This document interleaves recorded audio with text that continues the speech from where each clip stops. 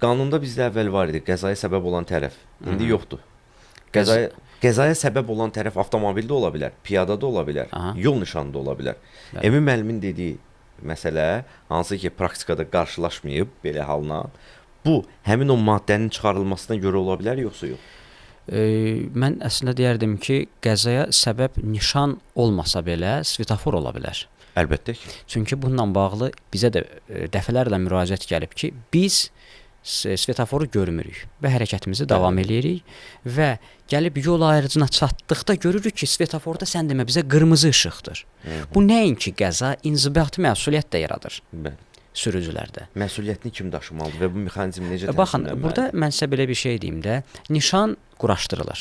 İlk növbədə baxmaq lazımdır ki, nişan harda və necə quraşdırılır. Bunun standartları var, mən çox dərinliyinə getməyəcəm. Standartlar var ki, nişan yerdən neçə metr quraşdırılmalıdır, görünən yerdə olmalıdır.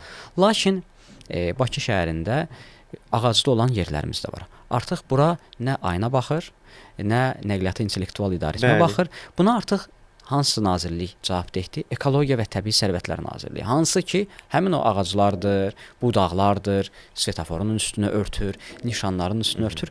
O cavabdehdir. Görmüsünüz hardasa ağac budayırlar? Həmin qurumda əməkdaşlarını biz demək, mən istərdim faktiki olan bir məsələni burada deyim. Şəhər istiqamətində səhv etmirəmsə Rəşid Behbudov küçəsi idi, tam yadıma gəlmir. Dayanmaq qadağandır nişanı düz ağacın arxasındadır. Nişan görsənmir. Və nişanı görməyən sürücülər yolun qırağına veriblər, nəqliyyat vasitələrini saxlayırlar. Çünki nişan görsənmir. Nəticə etibarıyla nəqliyyat vasitələrini orada park edən sürücülərə Dövlət Yol Polisi əməkdaşı tərəfindən 20 manat cərimələri gəlir. Və bunu bizə adi bir piyada, yəni sürücü yox ha, bir piyada çəkib atmışdı ki, filan yerdə ağacın arxasında nişanı var və əməkdaş hər kəsi çəkir. Sual yaranır ki, sən gəldin, maşını saxladın, çıxdın, getdin və üstündən bir neçə saatdan sonra görürsən ki, aha, sabahın xeyr, sən cərimə gəldi. Hardan gəldi, nətər gəldi? Sən demə, ağacın arxasında dayanmaq qadağandır nişanı var.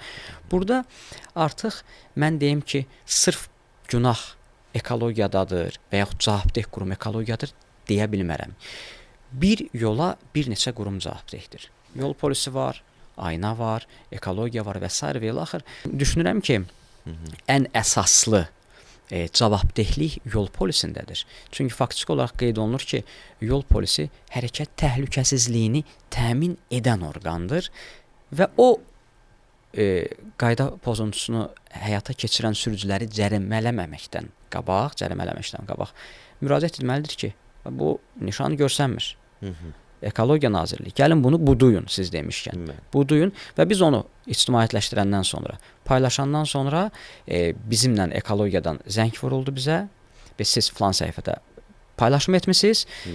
Artıq məsələ öz həllini tapdı, biz ağacları budadıq. Aydındır.